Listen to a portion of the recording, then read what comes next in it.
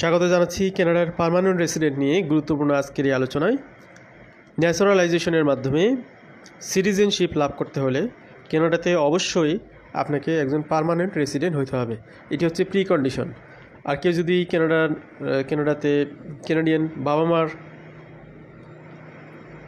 মায়ের গর্ভে জন্মগ্রহণ করেন তাহলে তো তিনি বাই বর্ন সিটিজেন হবেন, অথবা কানাডিয়ান সিটিজেন ফাদার বা মাদার আউট অফ কানাডাতে থাকলেও তারপরে যদি জন্ম হয় সেটাও বাই বর্ন সিটিজেনশিপ লাভ করা যায়। কিন্তু আপনি এটা ছাড়া কানাডাতে সিটিজেনশিপ লাভ করতে হলে অবশ্যই আপনাকে কোনো না কোনো পিআর প্রোগ্রামের মাধ্যমে আগে পার্মানেন্ট রেসিডেন্টে কনভার্ট হতে হবে। তো 2025 সালে 3,95,000 পার্মানেন্ট রেসিডেন্ট ভিসা ইস্যু হবে। অনেকগুলো প্রোগ্রাম রয়েছে, এর মধ্যে 7টি এক্সক্লুসিভ প্রোগ্রাম যেগুলির মাধ্যমে প্রায় সিংহভাগ পার্মানেন্ট রেসিডেন্ট ভিসা ইস্যু হবে। সেগুলো নিয়ে আমরা আজকে সিলেক্টিভ আলোচনা করব।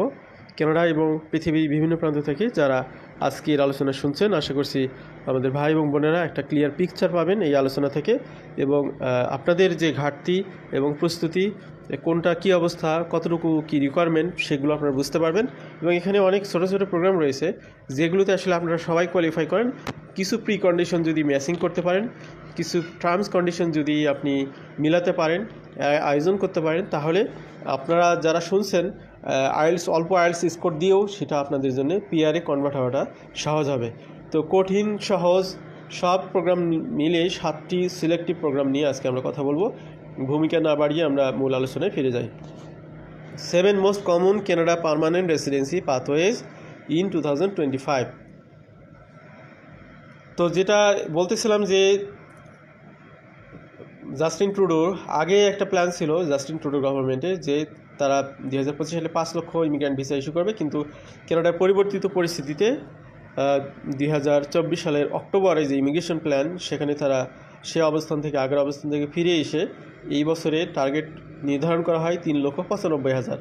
তো এই 3,95,000 ইমিগ্রেন্ট ভিসা বা পার্মানেন্ট রেসিডেন্ট ভিসা যে ইস্যু হবে, সেগুলোর মেজর সেক্টরগুলো আইডেন্টিফাই করা একটা গুরুত্বপূর্ণ ইস্যু।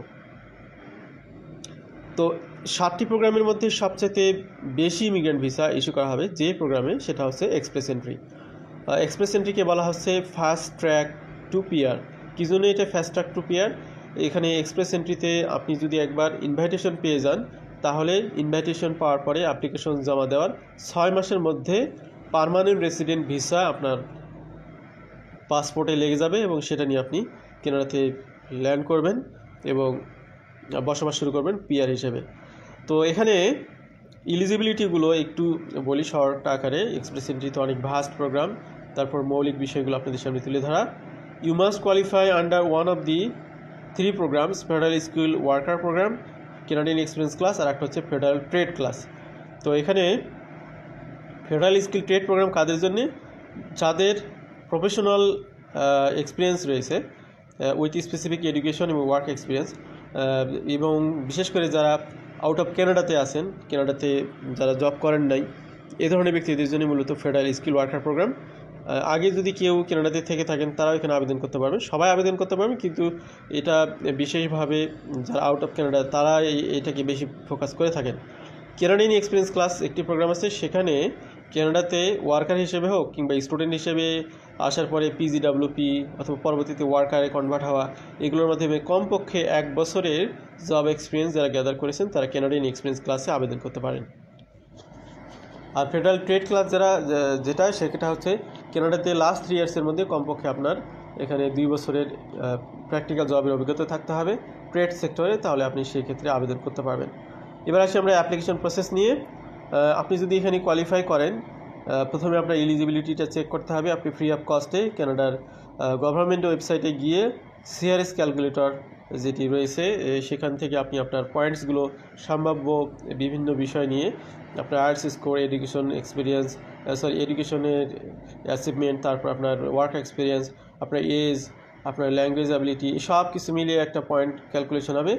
সেখানে যদি আপনি দেখেন আপনার অবস্থান ভালো এবং এখানে এক্সপ্রেস এন্ট্রিতে আপনার আউট অফ 100-এ 67 পেতে হয়, এই দুইটি বিষয় যদি ম্যাচিং হয়, দেন আপনি এখানে বাকি পদক্ষেপগুলো গ্রহণ করবেন। সেক্ষেত্রে আপনার প্রথমে কী করতে হবে? ফ্রি অনলাইন প্রোফাইল ক্রিয়েট করতে হবে। আপনার ফ্রি অনলাইন প্রোফাইল ক্রিয়েট করলে আপনার যে স্কোর সেটি সেখানে দিয়ে দেওয়া হবে। আপনি এটা পুলে এন্ট্রি করবেন। যদি আপনি হাই স্কোরের তালিকায় থাকেন তাহলে আপনি খুব শীঘ্রই এখানে আইটিএ পাবেন, এবং আইটিএ পাওয়ার পরে 6 মাসের মধ্যে আপনি পিআর ভিসা নিয়ে কানাডাতে এন্ট্রি করবেন। তো এখানে আমরা দেখতে পাচ্ছি 2025 সালে 3,95,000 ইমিগ্রেন্ট ভিসার মধ্যে 1,24,680টি ইমিগ্রেন্ট ভিসা ইস্যু করা হবে শুধুমাত্র এক্সপ্রেস এন্ট্রির অধীনে। তো এটা একটা বিরাট বিষয়, এবং 82,890টি ইমিগ্রেন্ট ভিসা এক্সপ্রেস এন্ট্রির অধীনে ইস্যু করা হবে যারা অলরেডি কানাডাতে টেম্পোরারি স্ট্যাটাস নিয়ে অবস্থান করতেছেন এবং পিআরের জন্য আবেদন করেছেন, তাদেরকে এখানে সুযোগ দেওয়া হবে সবচেয়ে বেশি। এই জন্য কানাডা থেকে যারা যে সমস্ত ভাই বোনরা আজকের আলোচনা শুনছেন তাদের এই বিষয়গুলো জানা আছে, তারপরে একটু স্মরণ করিয়ে দেওয়া। তো এখানে কত খরচ হতে পারে সেটা একটা ইস্যু হতে পারে আপনাদের। তো এখানে পার্মানেন্ট রেসিডেন্সির জন্য অফিসিয়াল ফি হচ্ছে সিঙ্গেল অ্যাপ্লিকেন্টের জন্য 1525 কানাডিয়ান ডলার, এটা হলো গভর্নমেন্ট ফি। এবং আপনি যদি কাপল সহ আবেদন করেন তাহলে এখানে লাগবে 3050 কানাডিয়ান ডলার। প্লাস আপনার এখানে প্রুফ অফ ফান্ড দেখাতে হবে। এখানে সিঙ্গেল হলে 14,690 ডলার এবং আপনার কাপল হলে 18,288 ডলার। তো এই ফান্ড আপনি কখন দেখাবেন? আপনি আইটিএ পাওয়ার পরে তড়িঘড়ি করে যদি ফান্ড দেখান আপনার অ্যাপ্লিকেশনটা রিফিউজ হবে। আপনাকে আগে থেকে এই ধরনের ফান্ডের অ্যারেঞ্জমেন্ট করতে হবে।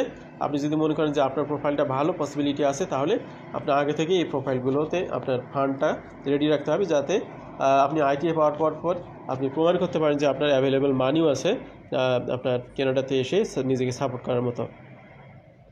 তো এখানে কিছু চ্যালেঞ্জেস রয়েছে। The CRS cut off can be high, but even if you don't initially qualify for an ITA, you might be picked up by province through the provincial nominee program.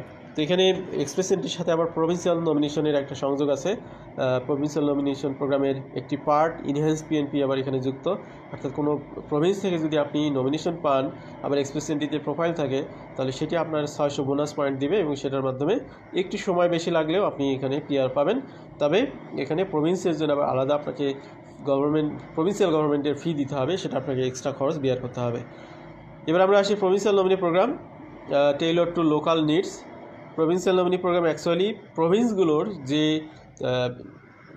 চাহিদা, এক এক প্রভিন্সের weather, এক এক প্রভিন্সের আপনার agricultural field বা আপনার কী বলে soil field, weather field, এরপরে তার অবস্থান, তার আপনার জিওগ্রাফিক্যাল পজিশন, এই সব কিছুর উপর ভিত্তি করে এক এক জায়গাতে এক এক ধরনের ইন্ডাস্ট্রি এক একটা সেক্টর বুম করেছে।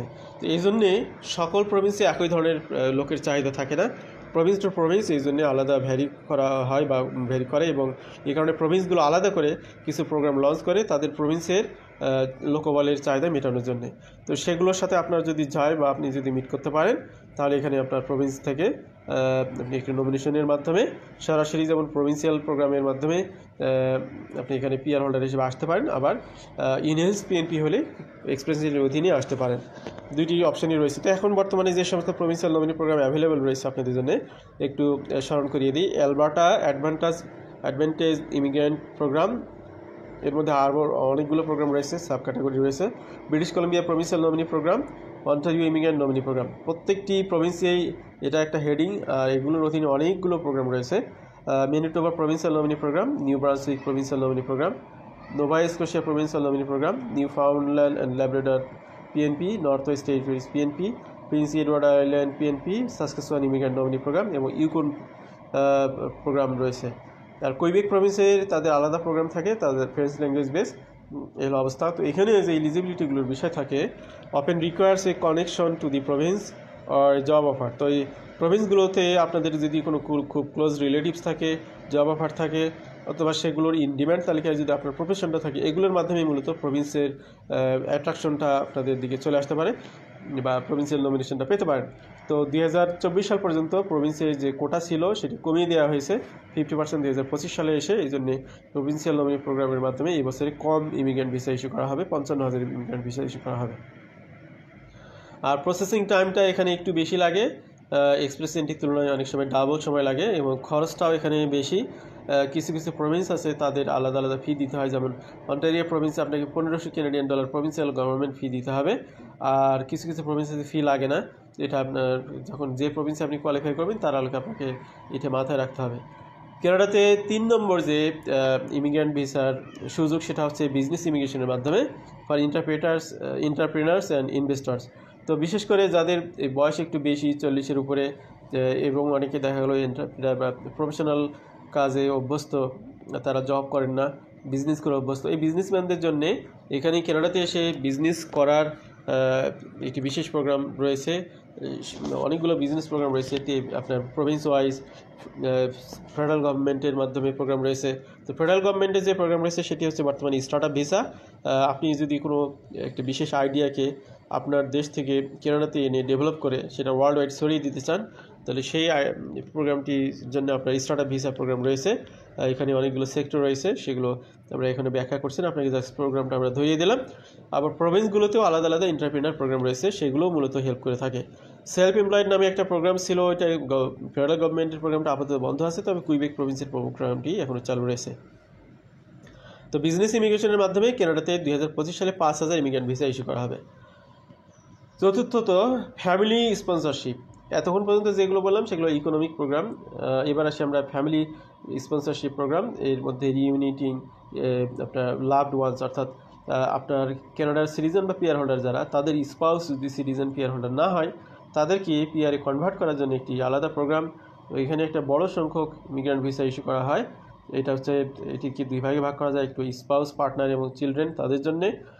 এখানে আপনারা এটা জানেন কম বেশি, কানাডিয়ান সিটিজেন আর পার্মানেন্ট রেসিডেন্টরা মূলত এই সুযোগটা পেয়ে থাকেন। এখানে প্রসেসিং টাইমটা আমরা তো সবসময় আপডেট দিয়ে থাকি। এখানে যে খরচ সেটা হলো $1205 Canadian dollar for family sponsorship with additional fees for Quebec resident.